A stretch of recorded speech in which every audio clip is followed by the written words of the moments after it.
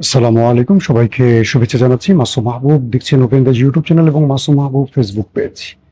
আপনারা বেশ কয়েকদিন ধরে অনিয়মিত ভিডিও পাচ্ছেন, অভিযোগ আসলে প্রচুর কমেন্ট পাচ্ছি আপনাদের। আমি একটু বাইরে সফরে আছি, সফররত অবস্থা থাকার কারণে ভিডিও একটু কম দিতে পারছি।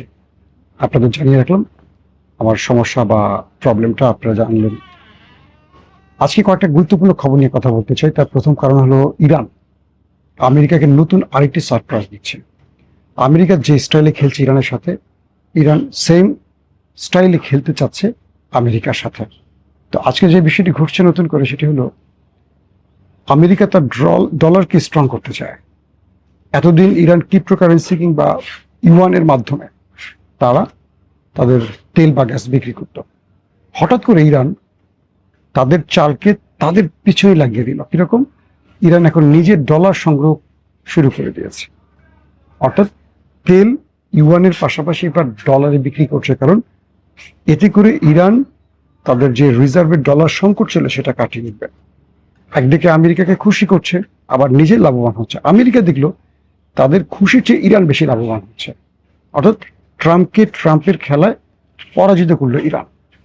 2 নম্বর বিষয়, একদিকে আরব দুনিয়া তারা ইরানের সাথে গোপনে যোগাযোগ করছে, আমেরিকাকে আস্তে আস্তে সরানোর ধান্দা করছে। দর্শক, এই খবরটি দেওয়ার আগে একটা গুরুত্বপূর্ণ খবর দিয়ে, ভেনেজুয়েলায় একটা ভয়াবহ ভূমিকম্প হয়েছে।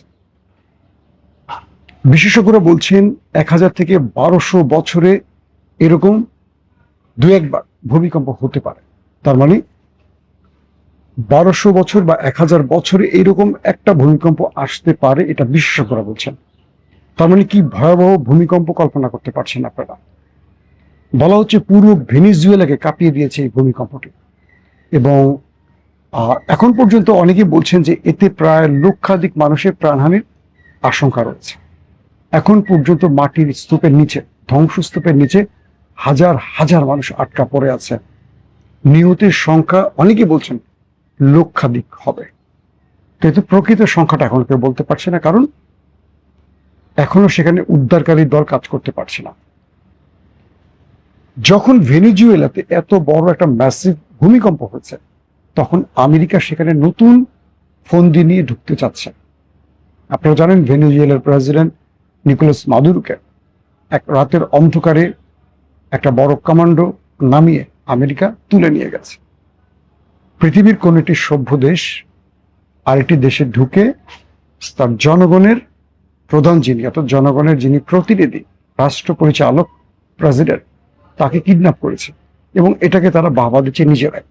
গণতান্ত্রিক সভ্যতা।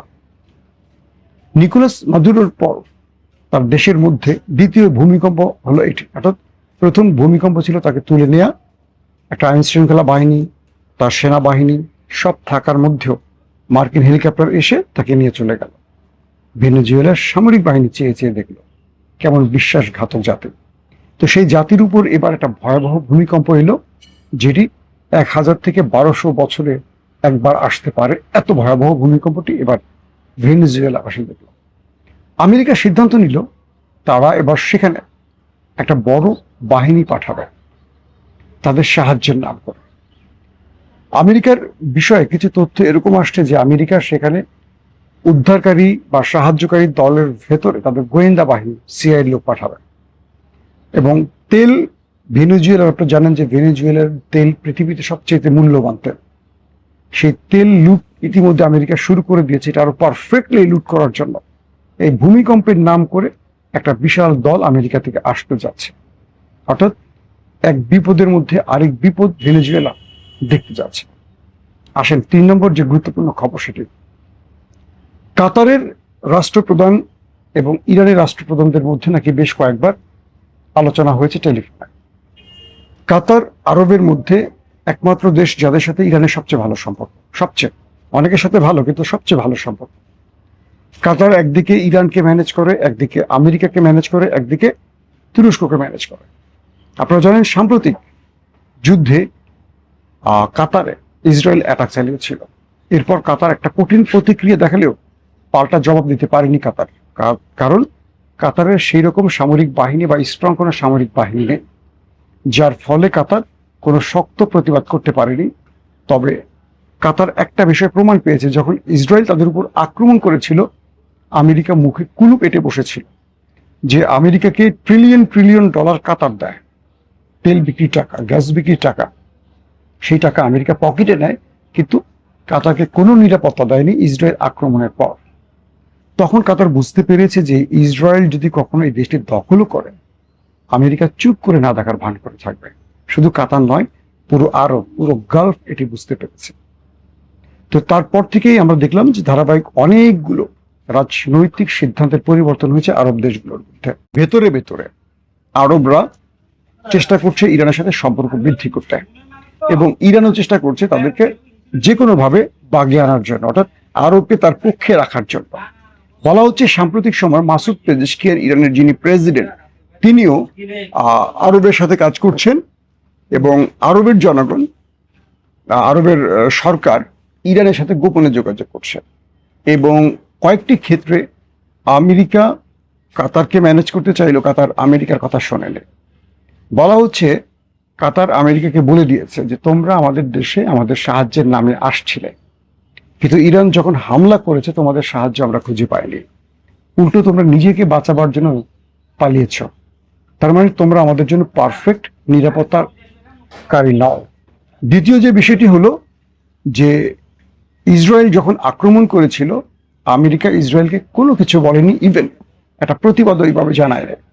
তো সবকিছু মিলে কাতার এখানেও বুঝতে পারছে যে তাদের শত্রুরা যখন এগিয়ে আসবে, তখন এই পাহারার নামে আমেরিকা কিচ্ছু করবে না। তো এখন যে বিষয়টি হচ্ছে যে কাতার একটা আরব নেটওয়ার্ককে নিয়ে ক্রমান্বয়ে এগিয়ে আসছে, যাতে ইরানের সাথে একটা ভালো চুক্তি করতে পারে। ইরান এখানে কিছুটা জেচে তাদেরকে অফার করছে, এবং তারা ওপেক প্লাস বা ওপেকে ঢোকার চেষ্টা করছে। পাশাপাশি আরবরা এবং ইরানরা তারা চাচ্ছে তেল বিক্রি বা গ্যাস বিক্রির ক্ষেত্রে তারা ভেতরে একটা যোগাযোগ তৈরি করবে, এবং একই সাথে তারা তেলের যেই ভান্ডার এটাকে কন্ট্রোল করবে ওয়ার্ল্ডে। ইরান এবং আরবরা সম্মিলিতভাবে তেল বিক্রির কিছু সিন্ডিকেট তৈরি করবে, যেখানে আমেরিকানরা বা পশ্চিমারা খুব বেশি সুবিধা করতে পারবে না। তবে সবচেয়ে ইন্টারেস্টিং যে ব্যাপার সেটি হলো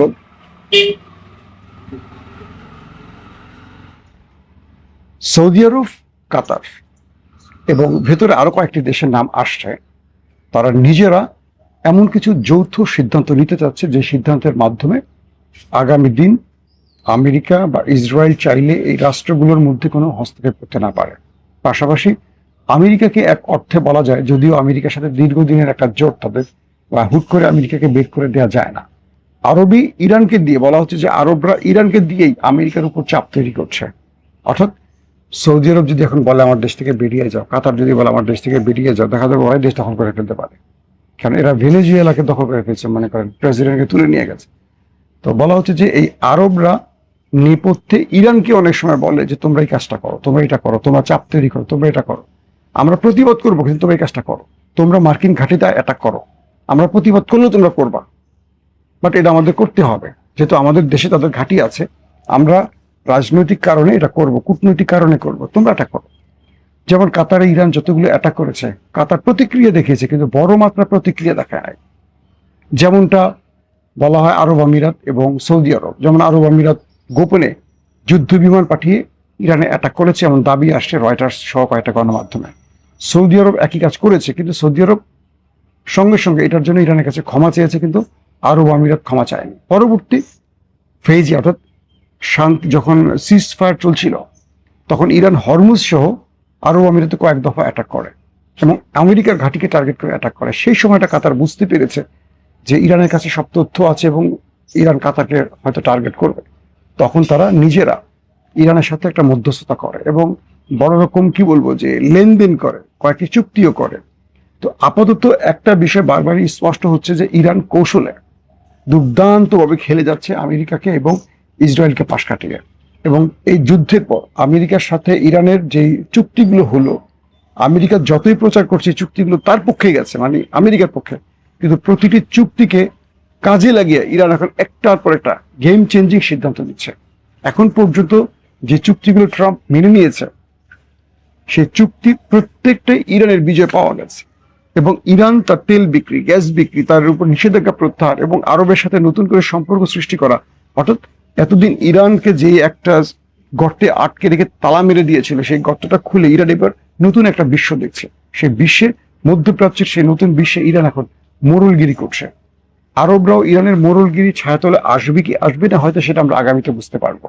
তবে ইন্টারেস্টিং যে তথ্যটি, ডোনাল্ড ট্রাম্প বুঝতে পারছেন যে ইরান এই লড়াইতে তিনি, মানে ইরানের এই যুদ্ধে আমেরিকা হেরে গেছে, এটা আমেরিকানবাসী না, পৃথিবীবাসী জেনে গেছে।